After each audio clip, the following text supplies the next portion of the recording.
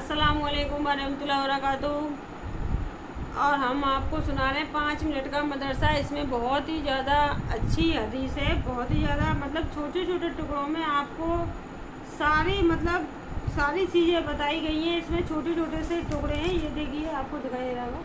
छोटी छोटी चीज़ों में ही आपको सारी चीज़ें बताई गई हैं। तो चलिए शुरू करते हैं। दोजख से नजात। एक अहम अमल की फजीलत, दोजख से नजात। रसूलुल्लाह सल्लल्लाहु अलैहि वसल्लम ने फरमाया, जब तुम मगरिब की नमाज से फारिग हो जाओ तो 7 मरतबा अल्लाह मजन्नी मिनल नार पढ़ लिया करो। तो ए अल्लाह मुझको दोजख से महफूज रखे। इसका मायना है, अल्लाह मुझे दोजख से महफूज रख। जब तुम उसको पढ़ लो और फिर उसी रात तुम्हारी मौत आ जाए तो तुम दोजख से महफूज रहोगे। और अगर दुआ 7 मरतबा फजर नमाज के बाद भी पढ़ ली जाए तो और भी बेहतर है। यानी सुबह भी पढ़ने के बाद मौत आ जाए तो आप दोजख से महफूज रहोगे। और इसी दिन तुम्हारी मौत आ जाए तो दोजख से महफूज रहोगे। एक गुनाह के बारे में झूठी तोहमत लगाना। अगर आप किसी पे झूठी तोहमत लगाते हैं उसके बारे में, कुरान में अल्लाह ताला फरमाता है, जो लोग मुसलमान मर्द और मुसलमान औरतों पर बगैर किसी जुर्म के तहमत लगाकर तकलीफ पहुंचाते हैं तो यकीनन वो लोग बुरे बड़े बेहतान और खुले गुनाह का बोझ उठाते हैं। यानी कुरान में अल्लाह ताला फरमाता है, जो लोग मुसलमान मर्द और मुसलमान औरत को बगैर किसी जुर्म के तोहमत लगाकर तकलीफ पहुंचाते हैं तो यकीनन वो लोग बड़े बहुतान और खुले गुनाह का बोझ उठाते हैं। यानी कोई बिना सोचे समझे अगर किसी पे झूठा तोहमत लगा देते, सच्चा इंसान जब बोल रहा हो ये हमने नहीं कही है, तो आड़ पड़ोस जो भी है वो उस पर झूठा जो इंजाम लगा देते हैं, तोहमत लगा देते हैं, उसने ये कहा तो उसका भुगतान वो खुले आम उठा रहे हैं कि उन्हें खुद ही उसका बोझ उठाना है। भुगतान खुले गुनाह का बोझ उठाता है।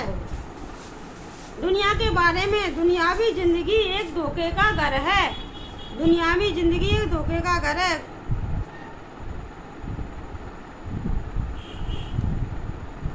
दुनियावी जिंदगी एक धोखे का घर है। कुरान में अल्लाह ताला फरमाते हैं, ये लोगों बेशक अल्लाह ताला का वादा सच्चा है। फिर कहेंगे, तुमको दुनियावी जिंदगी धोखे में न डाल दे और तुम धोखे का बाज शैतान किसी धोखे में न डाल दे। यकीनन शैतान तुम्हारा दुश्मन है, तुम भी उसे अपना दुश्मन ही समझो।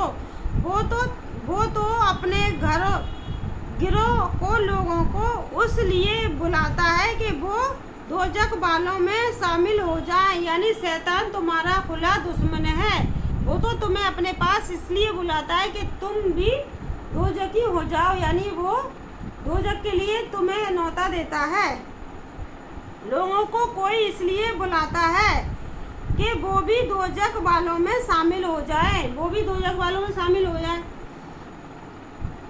आखिरत के बारे में, पुलसरात से अल्लाह की रहमत से नजात। यानी शैतान कोई हमें सामने दिखाई दे देता है, शैतान इंसान के रूप में ही होता है। रसूलुल्लाह सल्लल्लाहु अलैहि वसल्लम ने फरमाया, कयामत के दिन लोगों को पुलसरात पर सवार किया जाएगा तो वो उसकी गुनाह किनारे से उस तरह से गिरेंगे जिस तरह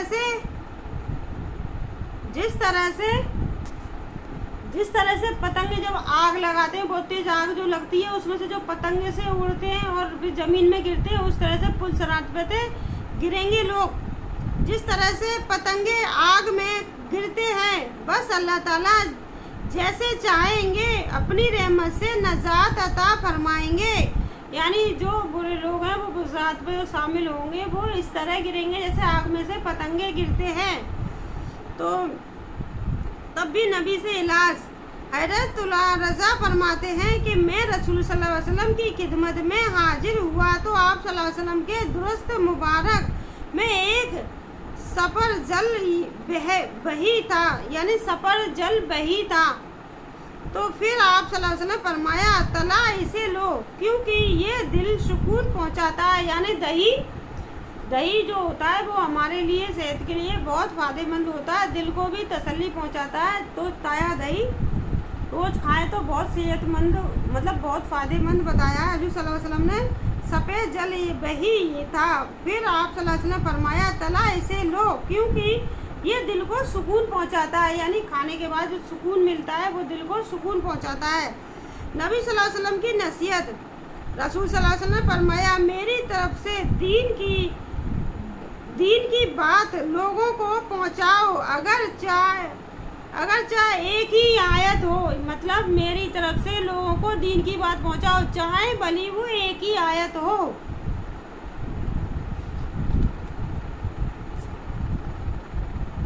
हज़रत इब्राहिम अलैहिस्सलाम को सजा देने की तजबीर, यानी उन लोगों ने जो हज़रत इब्राहिम अलैहिस्सलाम के लिए जो साजिशें बुनी थी उसका तामीज़ कर लिया था। चलिए सुनते हैं। हज़रत इब्राहिम अलैहिस्सलाम की दावत तो अहद की खबर आहिस्ता आहिस्ता वास्ता नमरूद को भी पहुंच गई। मतलब इब्राहिम ने जो दावत देना शुरू किया था दीन के लिए कि ये गलत रास्ता है, ये सही रास्ता है, ये तो खुद अपनी हिफाजत नहीं कर सकते बुत, तो तुम्हारी क्या हिफाजत करेंगे। तो ये नमरूद जो बादशाह था उसके पास पहुंच गई खबर, तो खुदाई पहुंच गई, जिसने खुदाई का मतलब वो खुद खुदा होने का दावा करता था। तो बादशाह ने हज़रत इब्राहिम अलैहिस्सलाम को तलब किया, मगर उस अजीम पैगंबर ने वहाँ भी अल्लाह ताला की हिदायत और उसकी सिफात को खूब अच्छी तरह वज़ा किया। यानी वहाँ भी वो बादशाह के आगे जो अपने आप को वो खुदा समझता था उसके सामने भी इब्राहिम अलैहिस्सलाम खूब अच्छी तरीक़ा से बयान करते रहे अल्लाह ताला की बताई हुई बातों को। तो बादशाह के मजबूर पर कौम लोगों ने एक खास जगह पर कई रोज तक आग, मतलब बादशाह के कहने पे, नमरूद के कहने पे कोई ऐसी खास जगह पर आग लगाई। इतनी सारी बड़ी, मतलब बहुत सारी महीनों तक उस लकड़ियों को इकट्ठा करा गया था, रोज तक आग देखाई, जिसको सालों से इकट्ठा किया गया था। लकड़ियों को एक बहुत बड़ा गड्ढा खोदा गया था, उसमें रोज लकड़ियां डाली जाती थी, सालों से इकट्ठा किया गया था। तो सालों से मतलब इतनी सारी लकड़ियां इकट्ठी करी गई और इतनी तेज आग लगाई गई, फिर लोगों को यकीन हो गया इसमें थे, मतलब ये लिखा हज़रत इब्राहिम अलैहिस्सलाम निकल नहीं सकेंगे, तो उनको उसमें डाल देंगे, वो वहीं की वहीं जलकर ख़त्म हो जाएंगे। तो चलिए आगे सुनते हैं। हरगिज़ निकल ना सकेंगे तो उनको उस आग में डाल दिया, मगर रब्बुल आलमीन की मदद और उसकी ज़बरदस्त ताकत के सामने उनकी अक्लों की तस्वीर कहाँ चल सकती थी। अल्लाह ताला ने आग को हुक्म दिया, ए आग तू इब्राहिम पर सलामती के साथ ठंडी हो जा। अल्लाह ताला ने याद दी, ए आग तू इब्राहिम पर सलामती के साथ ठंडी हो जा। आग सहूल और इन अंगारों के बावजूद आग इतनी दहक रही थी, इतनी तेज, बहुत ज़्यादा तेज दहक रही थी, ऐसा लग रहा था आसपास के लोग सुलग जाएंगे उस आग में। तो जब अल्लाह ताला का हुक्म आया तो वो आग ठंडी हो गई। इतनी शोले इतने ज़ोर ज़ोर से उग रहे थे, फिर वो आग ठंडी हो गई। तो बावजूद उसी वक्त उनके हक में ठंडी हो गई और हज़रत इब्राहिम अलैहिस्सलाम उसमें सीस व सलामत रहे, मतलब सही सलामत रहे उस आग में। उस कुदरत खुदाबंदी को मजरा को देखने के बाद भी लोगों ने ईमान कबूल नहीं किया, मतलब अपनी आंखों से सब कुछ देखने के बाद भी लोगों ने ईमान कबूल नहीं किया। तो हज़रत इब्राहिम अलैहिस्सलाम ने हिजरत का इरादा फरमा लिया और हज़रत सारा अलैहिस्सलाम और अपने बचते भतीजे हज़रत लूत अलैहिस्सलाम को लेकर फ़लस्तीन, नाबलिस और मजरी, मतलब दूसरे शहर में चले गए, फ़लस्तीन में जाकर रहने लगे। वगैरह की तरफ ہجرت کر گئے۔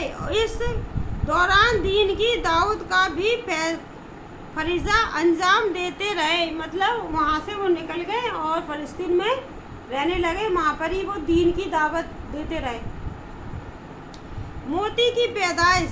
موتی بہت ہی قیمتی پتھر ہوتا ہے جو سفیدی کے اندر بنتا ہے۔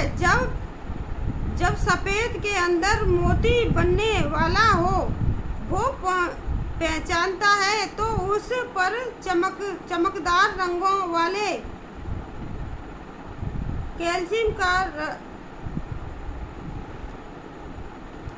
موتی بہت ہی قیمتی پتھر ہوتا ہے جو سیپ کے اندر بنتا ہے۔ جب سیپ کے اندر موتی بننے والا ماہ چمکدار مطلب چمکنے لگتا ہے، جب سیپ کے اندر موتی بن جاتا ہے تو کئی رنگوں سے وہ سیپ چمکنے لگتا ہے تو وہ پہچانتا ہے تو اس پر چمکدار رنگوں والے کیلشیم کا جیوٹ بن جاتا ہے، مطلب چمکنے والے جو ہرے پیلے رنگوں والے چمکنے والے کیلشیم کا پردہ بن جاتا ہے تو توا چڑھتا شروع ہو جاتی ہے۔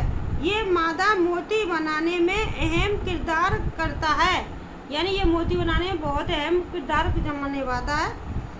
اس کی مدد سے چند ماہ میں چمکدار قیمتی اور خوبصورت موتی بن جاتا ہے۔ آخر سمندر کی گہرائی میں سمندر کی گہرائی تہوں میں بند سیپ کے اندر اتنا قیمتی موتی کون بناتا ہے؟ بلا شبہ سیپ کے اندر موتی کا پیدا کرنا اللہ تعالیٰ کی زبردست قدرت ہے۔ سیپ کے اندر موتی کا پیدا کرنا اللہ تعالیٰ کی زبردست قدرت ہے، یعنی سمندر کے پہنے میں ہوتا ہے یہ سیپ، اس کو میں ہی وہ مطلب اللہ تعالیٰ کی یہ زبردست قدرت ہے کہ سیپ کے اندر، اور وہ بھی سمندر کے پہنے میں ہوتا ہے، اور اتنا قیمتی موتی کون بناتا ہے؟ اللہ تعالیٰ کی یہ زبردست قدرت ہے۔ ماں باپ کے ساتھ اچھا سلوک کرنا۔